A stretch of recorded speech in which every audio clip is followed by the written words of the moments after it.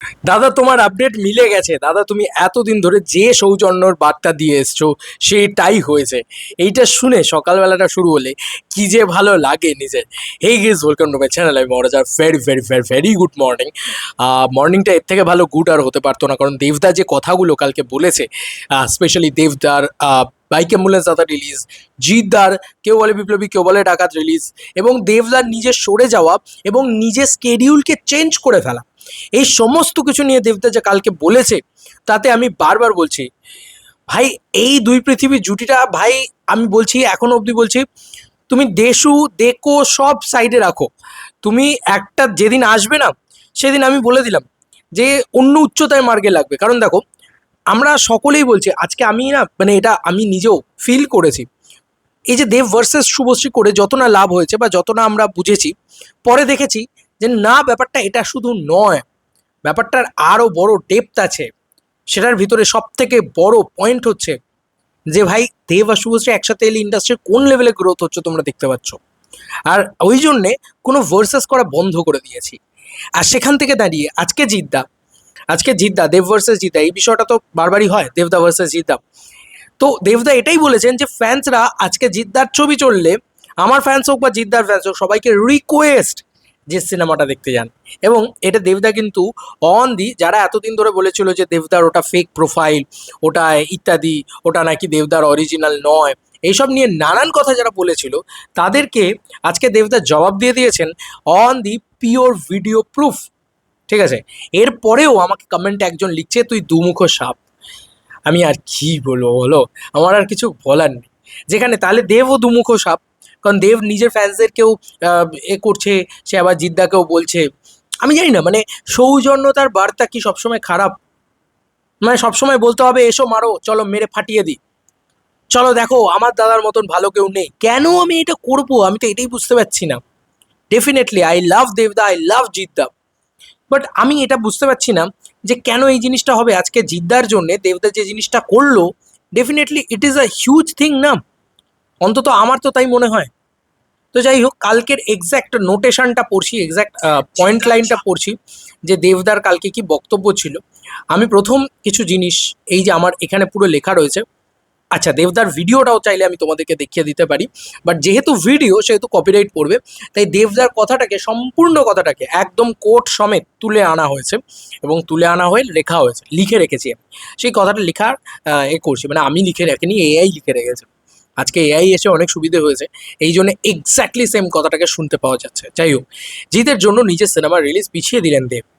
দেবদা বলল নন্দী মুভিজের একটা ফোন কলেই নিজের এবছরের পুরো স্কেডিউল তিনি চেঞ্জ করলেন, টনিক টুকে পিছিয়ে দিলেন পরের বছর শুধুমাত্র জিদ্দার জন্য। এরপরও ফ্যান ওয়ার চলবে। আমি এইটুকু পড়ে একটা কথা বলতে চাই, দেবদা রিলেটেড যে সমস্ত আপডেট ইত্যাদি এতদিন ধরে দিয়েছি, তাতে কিছু নামি পত্রিকা বলেছে টনিক টু নাকি সেপ্টেম্বরে শুটিং ফ্লোরে যাবে। আমি তখনও বলেছি ইট ইজ পসিবল নয়, ইট ইজ ইম্পসিবল। এবং তোমাদেরকে জানো কিনা জানি না, আমি একটা প্রেডিকশন ভিডিও বানিয়েছিলাম, আমার চ্যানেলেই রয়েছে, তোমরা চাইলে খুঁজে দেখে নিতে পারো। আমি তো আজকে গিয়ে চেঞ্জ করে নিতে পারবো না। তখন আমি এই কথাটা বলেছিলাম টনিক টু ডিসেম্বরেই আসবে, এই সরি, ব্যাট মানে বাইক অ্যাম্বুলেন্স দাদা ডিসেম্বরেই আসবে, ক্রিসমাস 2026 আসবে। এবং সেটা কোথাও গিয়ে আজকে দেবদা নিজে কনফার্ম করে দিয়েছে, মেগাস্টার দেব নিজে বলে দিয়েছে যে আমার ব্যাট ছবিটা আমি ক্রিসমাসে নিয়ে আসছি। এবং একটা মানুষ, আমি যেটা সেদিনকেও বলেছিলাম, যে একটা মানুষ কত বড় মনের হলে, কম্পিটিশন ছেড়ে দাও, আমি বলছি কত বড় মনের হলে নিজের গোটা বছরের যে স্কেডিউলটা সেটাকে পর্যন্ত চেঞ্জ করে দিতে পারে শুধুমাত্র জিদ্দার জন্য। মানে একটা লোকের 3টে ছবি করার কথা বছরে, দেবদার কথা বলছি, সেই মানুষটা শুধু জিদ্দা আসবে বলে 2টো ছবি করলো বছরে, ছাড়লো না আর একটা ছবি, পরের বছরে নিয়ে শিফট করে দিল, পরের বছরের টাইম লাইনে তো ঘাটলো, তারপরে ছোটো টাইম, এইভাবে টাইম লাইন কিন্তু ঘাটতে ঘাটতে গেল, কিন্তু এই মানুষটা কিন্তু ভাবলো না যে আমার কোনো ক্ষতি হচ্ছে। সে বলছে সিনেমা দেখা একটা অভ্যেস, এটা মানুষের ভিতরে থাকতে হবে। এইটা হচ্ছে দেবদা। আর এই দেবদা জিদ্দার বন্ডিংটা থেকে যাক, কারণ আজকে জিদ্দার একটা ছবির জন্য দেবদা নিজে সবকিছু ছেড়ে দিল, এই বন্ডিংটা তো থেকে যাক ভাই। ওই যে বলে না যে কিছু লাগবে না বস, তুমি আমাকে সঙ্গে নেবে, দুবেলা দুমুঠো খেতে দিও, আর একটু ভরসা, একটু বিশ্বাস, একটু ভালোবাসা, বস। সেই দুই পৃথিবীর লাইন, সেই জায়গা। মানে ওই আবেগপ্রবণ জায়গাটা আমাকে কোথাও গিয়ে করেছে। আমি দেব অ্যান্ড জিতে বিশ্বাস করি। তাতে যদি কেউ আমাকে বলে দুমুখো সাপ, তাহলে আমি দুমুখো সাপ, কারণ মেগাস্টার দেব সেটাতে বিলিভ করে, জিদ্দাও সেটাতে বিলিভ করে। I hope so. দেবদার সম্পূর্ণ বক্তব্যটা আমি এবার পড়ছি। লেখা হয়েছে, সমস্ত ফ্যান ক্লাবগুলোকে যারা আমার হোক বা জিদ্দার হোক বা অন্য কোনো হিরোর হোক, সেই দিনে দাঁড়িয়ে যদি ছোট হয়ে বড় হওয়াই যদি মানে সবাইকে আর কি বলেছে, ছোট হয়েই যদি বড় হওয়ায় হওয়াই যেত হওয়াই মানে হওয়াই যদি নীতি হতো বা এটা যদি সম্ভব হতো, তাহলে আমি বলতাম বিন্দাস করো। ট্রোল করতে বলছে সকলকে, বলছে বিন্দাস করো, ঠিক আছে চলো। কেউ কাউকে ছোট করে নিজে বড় হওয়া যাবে না, এটা মেগাস্টার দেব বলছেন। আহ, আমি আমি একা তো বড় হতে পারবো না যদি ইন্ডাস্ট্রি বড় না হতে পারে। আমি যতই চেষ্টা করি না কেন, ইন্ডাস্ট্রির বিষয়ে যদি কেউ না জানে ভারতবর্ষে, আজকে সাউথে সব কটা ছবি আমরা দেখছি, টক্সিক দেখছি, পুষ্পা দেখছি, নাম করা সব কটা ছবি দেখছি, আমরা কেন পৌঁছতে পারবো না? কারণ আমাদের মধ্যে সেই ইউনিটিটা নেই।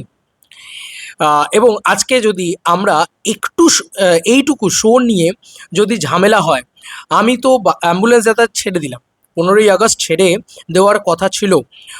প্রযোজক আমাকে ফোন করলো, আমি বললাম হ্যাঁ করুন না, আমার কোনো অসুবিধে নেই। জিদ্দার সাথেও আমার কথা হয়েছিল ফেব্রুয়ারি মাসে, শোনো ভালো করে। তখন আমি জিদ্দাকে বলি কি আপনি 15ই আগস্টে চলে, মানে তুমি 15ই আগস্টে চলে এসো, আপনিটা করেছে এআই, যাই হোক চলে এসো। তখন ও বললো ডেট নিয়ে জানিয়ে কখন কি হবে। তো উনি তো ফোন করলো, কে প্রযোজক, এবার প্রশ্ন হলো কে প্রযোজক? যিনি প্রযোজক, যে বা যিনি আমার অ্যাম্বুলেন্স দাদারও প্রযোজক, হ্যাঁ চলে এসো, আমার কোনো অসুবিধে নেই। আমি একটা ছবি কম করছি, সেই কারণে আমার টনিক 2 ডিসেম্বরে আসার কথা ছিল, আমি পিছিয়ে দিলাম সামনের বছরের জন্য। তো আমার মনে হয় এটা যদি আমি করতে পারি, তাহলে আমার মনে হয় যে সবাই তো সেটার রেসপেক্ট করা উচিত। আমরা যেমন জিদ্দার ছবিকে রেসপেক্ট করছি, সমস্ত ফ্যান ক্লাবদেরকে বললাম যে কাদা ছুঁড়ে তো লাভ নেই। ইন্ডাস্ট্রি বড় হলে দর্শক যদি নিয়মিত হলে আসে, সেই দর্শক আরও ছবি দেখবে, একটা ছবি দেখে তো বসে থাকবে না। সিনেমা দেখাটা একটা অভ্যেস, অ্যান্ড এই অভ্যেসটাকে আমাদেরকে বজায় রাখতে হবে, চালিয়ে যেতে হবে। আমার ছবি হোক বা এর ছবি হোক, ওর ছবি হোক, যে কোনো সিনেমা চললে প্রত্যেকটা মানুষের লাভ, প্রত্যেকটা ফ্যান ক্লাবের লাভ। দেবজিৎ মানেই কি শুধু কম্পিটিশন? একদম নয়, এটা আমার লেখা। পরবর্তীকালে নিজের কথাতেই দেব বুঝিয়ে দিলেন ইন্ডাস্ট্রির সহকর্মীর প্রতি তার সম্মান কতটা রয়েছে। নিজের স্কেডিউল যে চেঞ্জ করে ফেলতে পারে, আর কি আছে তার জন্যে? আমরা তো সকলে জানতাম যে বাইক অ্যাম্বুলেন্স দাদা এই টাইমেই আসবে, ইত্যাদি ইত্যাদি ইত্যাদি। তারপরেও একটা মানুষ বাইক অ্যাম্বুলেন্স দাদা স্কেডিউলটাকেই চেঞ্জ করে ফেললো। তো শুধু বাইক অ্যাম্বুলেন্স দাদা পিছিয়ে দেওয়া মানে কিন্তু দেবদার ওভারঅলের স্কেডিউল পিছিয়ে দেওয়া।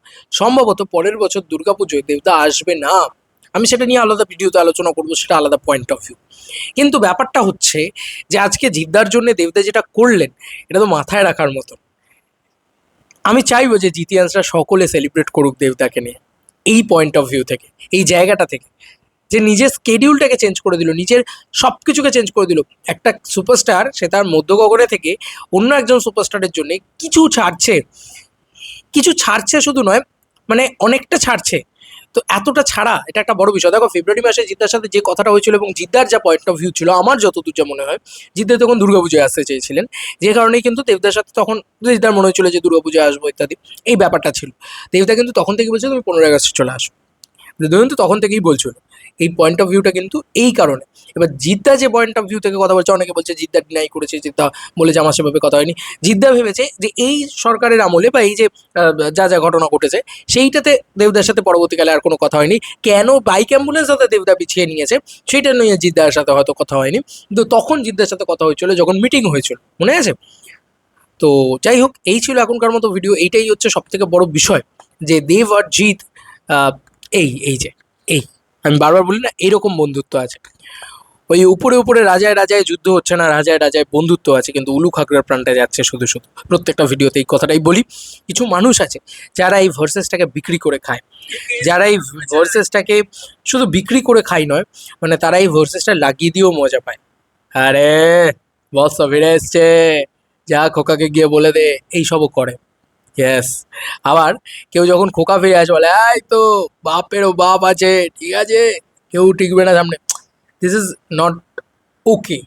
যত বয়স বাড়ছে, যত দিন যাচ্ছে, তত মনে হচ্ছে যে ভাই আমরা ম্যাচিওরিটিটা কোথায় পাচ্ছি, এতগুলো বছর তো হয়ে গেছে। এবং সত্যি কথা বলতে কি, এত সুন্দর বক্তব্য, নিজের ছবি ছেড়ে দেওয়া, বাইক অ্যাম্বুলেন্স দাদা, আজকে কেউ বলে বিপ্লবী কবির ডাকাত, নিজে দেখতে যাচ্ছে সেখানে দেবদা, তার কোনো বিন্দুমাত্র রাগ নেই। আছে জিদ্দার ছবিটা চললে দেবদার লাভ। আমি বারবার এই কথাটা বলছি, ইন্ডাস্ট্রি বড় হবে কাকা, একটু বোঝার চেষ্টা করো। যাই হোক, তুমি আজকে সকালটা অন্যরকম করে দিলে। আর কেন কেন আমি সব শুরুটা করলাম যে আপডেটগুলো মিলে গেছে, ব্যাপারটা হচ্ছে যে প্রথমত বলেছিলাম আমি যে টনিক টু ক্রিসমাসে আসবে না, ক্রিসমাসে বাইক অ্যাম্বুলেন্স দাদাই আসবে, এটা একটা ভিডিও করেছিলাম। এবং আরও একটা জায়গায় আমি বলেছিলাম যে টনিক টু পরের বছর পিছোবে। এই পয়েন্ট অফ ভিউ, এই আপডেটগুলো আর কি অ্যাকচুয়ালিতে মিলে গিয়েছে, সেই কারণে দেবদার কথাটাই হচ্ছে। এবং আমি বলেছিলাম তখন যে দেবদা কিন্তু নিজের স্কেডিউল চেঞ্জ করে ফেলল জিদ্দার জন্য, এবং জিদ্দার জন্য দেবদা অনেক কিছু ত্যাগ করলো, ছেড়ে দিল, এই জিনিসটা আমি বলেছিলাম। তো সেটাও কোথাও গিয়ে আজকে মিলে গেল, কারণ স্বয়ং মেগাস্টার সেম কথাটা বলেছে। তো কোথাও গিয়ে এই জিনিসগুলো থেকে যাক আমাদের সাথে।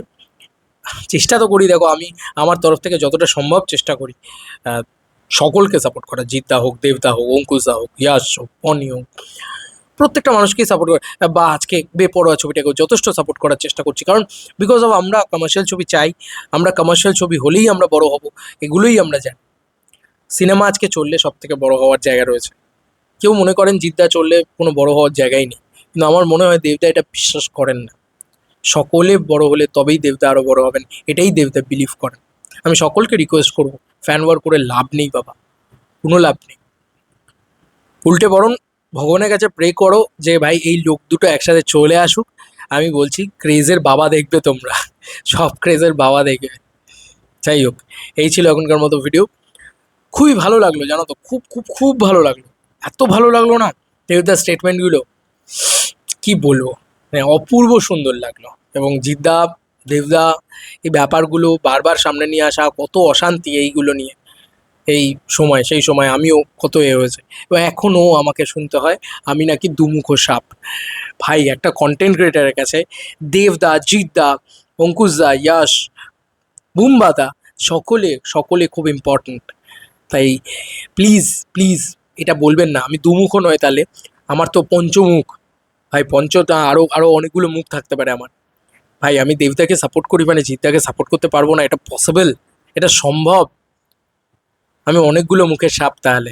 বাট প্লিজ এটা ভাববেন না যে আমি কোনো দিন এই ন্যারেটিভে বিশ্বাস করব যে দেবদাকে সাপোর্ট করি মানে জিদ্দাকে হেড করতে হবে, জিদ্দাকে সাপোর্ট করি মানে দেবদাকে হেড করতে হবে। এটা যারা করেছে তাদেরকে আমি কোনোদিন বিশ্বাসও করিনি, আজও করি না। এবং শাকিব খানকে সাপোর্ট করলে দেবদাকে হেড করতে হবে, এইসবও আমি বিলিভ করি না। ঠিক আছে, সকলকে নিয়ে আমার Bangla cinema, I celebrate that. চলো বন্ধুরা, নতুন কোনো ভিডিওতে দেখা হবে, বাই।